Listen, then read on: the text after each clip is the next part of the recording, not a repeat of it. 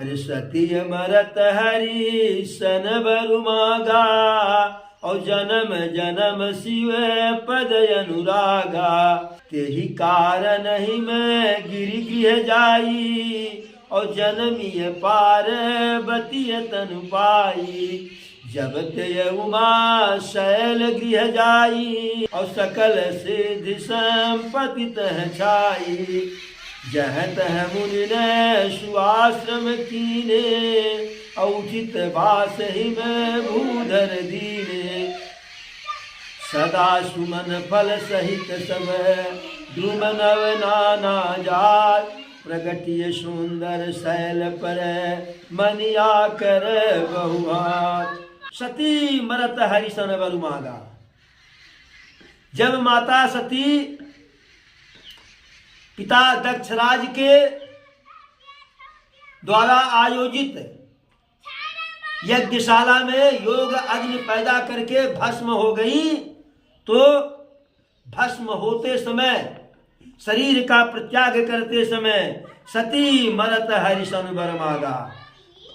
ईश्वर से राघवेंद्र सरकार से यही वरदान मांगी थी, अरे जन्म जन्म शिव पद अनुरागा, कि हे ईश्वर, हे प्रभु श्री राम, मैं जय जन्म जन्मू तय जन्म मेरा प्रेम भोले बाबा के चरणों में हो।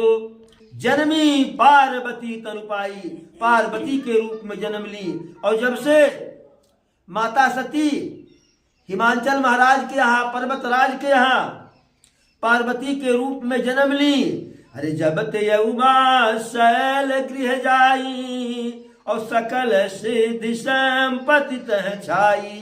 तब से महाराज हिमांचल के राज्य में सारी सिद्धियां और सारी संपत्तियां छा गई। मुनियों ने जहां तहां आश्रम अपना बना लिया और महाराज हिमांचल सबको उचित स्थान दिए। सदा सुमन फल सहित सब ध्रुव नव नाना जाति। जितने फूल के पौधे थे, लताएं थी, सब पुष्पित हो गई। फल देने वाले पौधों में, पेड़ों में फल लग गया, उनकी डालियां जो है झुक सी गई जो है। प्रगटिय सुंदर शैल पर मन आकर बहुभात। और महाराज पर्वतराज शैलराज के राज्य में जितने पहाड़ थे, सभी पहाड़ों पे नाना प्रकार के मणियों के खान प्रकट हो गए। अरे सरिता सब पुनीत जल बही और खग मृग मधुप सुखी सब रही। नदियों में स्वच्छ निर्मल जल बहने लगा और पक्षी नित्य सुंदर कलरव करके और सुखी रहने लगे जो है। जो जीव जगत, जो जीव थे, पशु पक्षी थे, वह अपने सहज बैर को भूल गए। सहज बैर से तात्पर्य कि हिरण और सिंह एक ही घाट पे पानी पीने लगे, उनमें आपसी वैमनस्यता दूर हो गया। अरे सोह शैल गिरी जा गृह आए और जिमि जनु राम भगति के पाए। नित नूतन मंगल गृह तासु और ब्रह्मादिक गावहि जस जासु। पार्वती जी के घर आ जाने से जिस पर्वत पे महाराज हिमांचल का जो है राजभवन था, वह एकदम शोभायमान हो गया। ऐसा शोभायमान हो गया जैसे राम भक्ति को पा करके भक्त शोभायमान हो जाता है। और उस पर्वत राज के अर्थात हिमांचल राज के घर नित्य नए नए मांगलिक उत्सव होने लगे और पर्वत राज का यश ब्रह्मा जी गाने लगे। इसी बीच में नारद बाबा को पता चला कि हिमांचल महाराज के यहाँ एक सुंदर कन्या जन्म ली है। तो नारद जी की गति अबाध है, वह जहां चाहते हैं वहां पहुंचने में उनको समय साधन की बाधा नहीं आती है। तो हिमांचल के यहाँ पहुंच गए नारद जी। और जब हिमांचल के यहाँ पहुंच गए तो महाराज हिमांचल, पर्वतराज हिमांचल नारद जी का आदर किए और सपत्नीक उनके पैरों को पखारे और उन्हें आसन पर बैठाए। अरे नारी सहित मुनि पद सिरुनावा और चरण सलिल सबु भवन सिचावा। महाराज हिमांचल और रानी मैना दोनों एक साथ पैरों में प्रणाम की, नतमस्तक हुई, और जिस जल से उनके पैर को पखारा गया था उस जल से पूरे राजमहल को सिंचित कर दिया गया। हिमांचल महाराज अपने भाग्य की सराहना करने लगे, क्योंकि सेवक स्वामी सदन आगमनु और मंगल मूल मंगल दमनु। यदि सेवक के यहाँ स्वामी का आगमन हो, ऋषि मुनि का आगमन हो, संत का आगमन हो, महापुरुषों का आगमन हो, तो मंगल मूल, वह मंगल का मूल होता है और मंगल का नाश करने वाला होता है। तो हिमांचल महाराज एकदम प्रसन्न थे।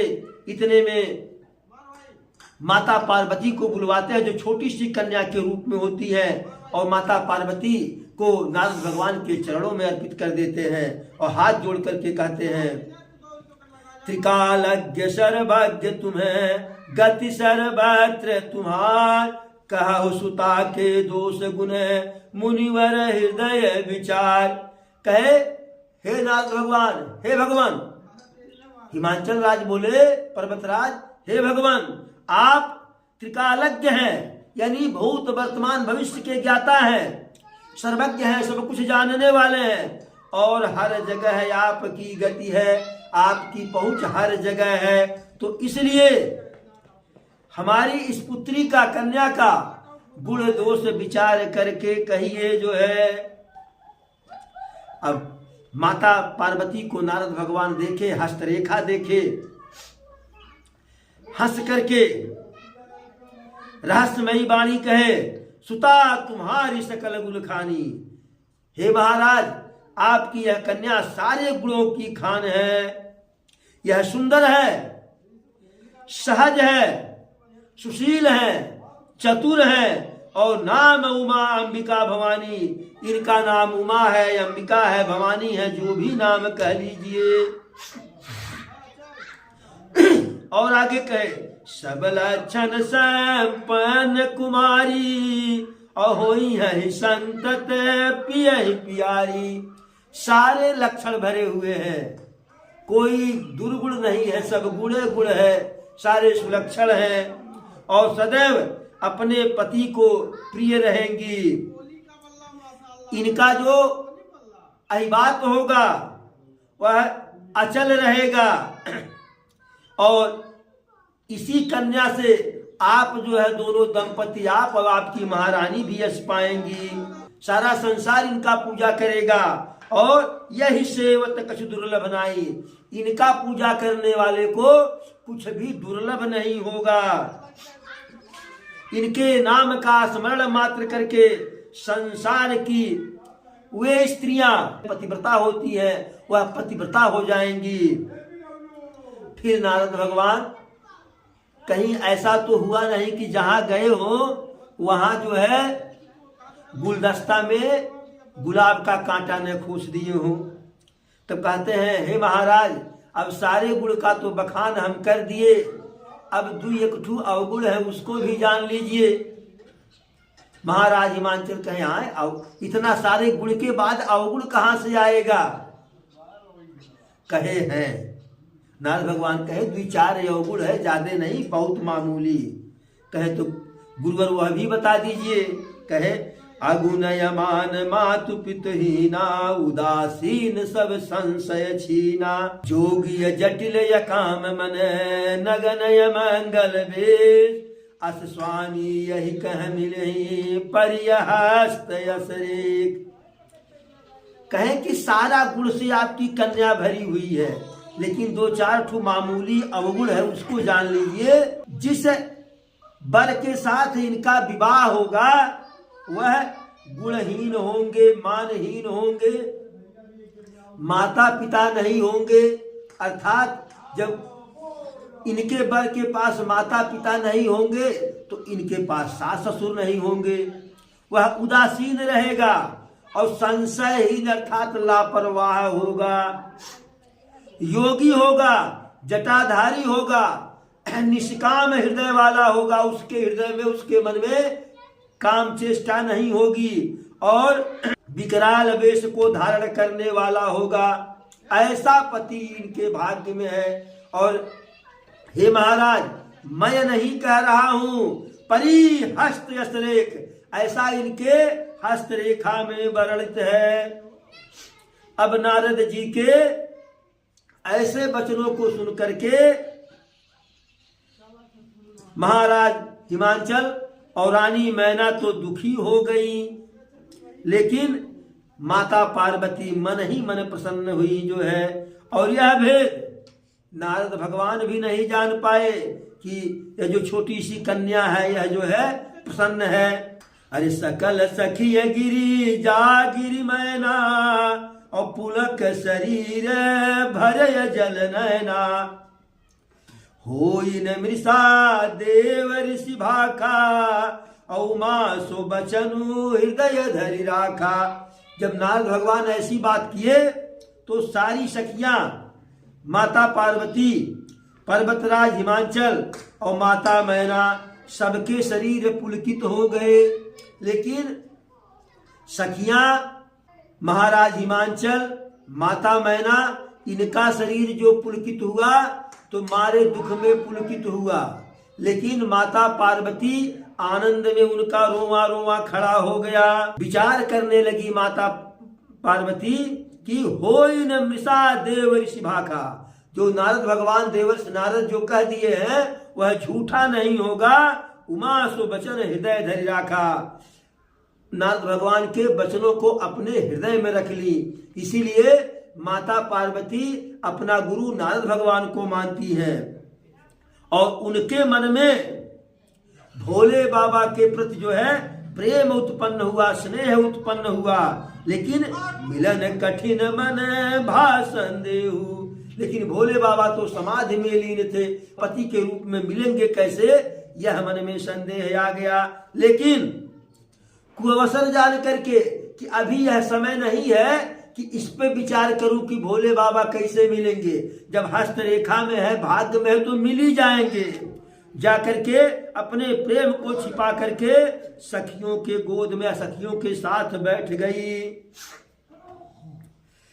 झूठन होई देवर शिवानी, और सोच ही दंपति सखिय सयानी। जो सखियां हैं और माता पार्वती के माता पिता, यह सब विचार कर रही है कि नारद भगवान की बात तो झूठी नहीं होगी। अरे उरधरि धीरे कहि गिरिराऊ, और कहु नाथ का करिए उपाऊ। हृदय में धीर धारण करके पर्वतराज बोले, हे देवर्षि, हे भगवान, हे गुरुदेव, कोई उपाय हो तो बताइए, दुल्हा बदल दीजिए। आणे बुला करके कहे कि गुरुदेव, जो दुल्हा बताए हैं, यह दुल्हा आप बदल दीजिए, दूसरा वर बताइए। कहे नहीं, यही लिखा है। तो कभी कभी जब विवाह इत्यादि का गुण इत्यादि नहीं बैठता है तो जिसकी कन्या होती है, कन्या पक्ष वाले कहते हैं कुछ ले दे करके बैठवा दीजिए, कभी कभी वर पक्ष वाले कहते हैं कुछ ले दे करके बैठवा दीजिए। तो ऐसे हिमांचल राज कहे कि जो कहिए वह सेवा करने के लिए तैयार हूं, लेकिन यह वर बदल दीजिए, ऐसा वर नहीं चाहिए। तब नारद भगवान कहे, हे महाराज हिमांचल, कह मुनीष हिमवंत सुनु, जो विधि लिखा लीलार, देव दनुज नर नाग मुनि को न मेटनहार। हे पर्वतराज, जो विधाता ने इनके ललाट में लिख दिया, जो विधना ने लिख दिया, छठी रात की अंत पाई घटे न तिल बढ़े, और रहु मन सदा आशंक।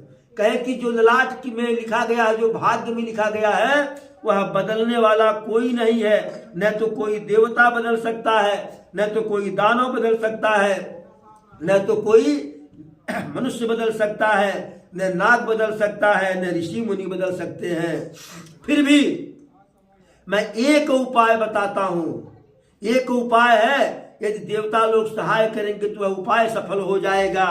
जैसा वर मैंने वर्णित किया है वैसा ही वर मिलेगा उमा को, पार्वती को, उसमें कोई संशय नहीं है। लेकिन जो जो वर के हम दोष को बताए हैं, यह सारे दोष भोले बाबा के अंदर है, शंकर जी के अंदर है। यदि इस कन्या का विवाह शंकर जी के साथ हो जाए तो दो सौ गुण समय कह सबको, तो दोष को भी लोग गुण में कहेंगे कि गुण ही है, तब दोष भी गुण में बदल जाएगा। जो वही से जय शयन हरि करही, और बुध कछुति न करे दोष न धरही। यदि इनका विवाह शंकर जी के साथ हो जाता है तो पंडित लोग भी इनमें कुछ दोष नहीं देखेंगे। क्यों? भानु कृषाणु सर्व रस खाही, और तिन्ह कह मंद कहत को नाई। सूर्य और अग्निदेव अच्छे बुरे सभी रसों का भक्षण करते हैं, लेकिन उनको कोई बुरा नहीं कहता है। गंगा जी में शुद्ध जल के साथ साथ अशुद्ध जल भी बहता है, लेकिन गंगा को कोई अपवित्र नहीं कहता है। समर्थ को नहीं दोष गोसाई, और रवि पावक सुरसर की नाई। जो सामर्थ्यवान होते हैं उनमें कोई दोष नहीं होता है, जैसे सूर्य में कोई दोष नहीं है, हवा में कोई दोष नहीं है, और गंगा जी में कोई दोष नहीं है। जो वस हिस्सा करहि नर, जड़ विवेक अभिमान, परहि कलप भरि नरक महु जीव की समान। यदि कोई मूर्ख मनुष्य ज्ञान के अहंकार में आकर के जीव और ईश्वर में समानता स्थापित करता है, तो ऐसा मनुष्य, ऐसा व्यक्ति, ऐसा जीव कल्प भर नरक को भोगता है। बोलो सियावर रामचंद्र की जय।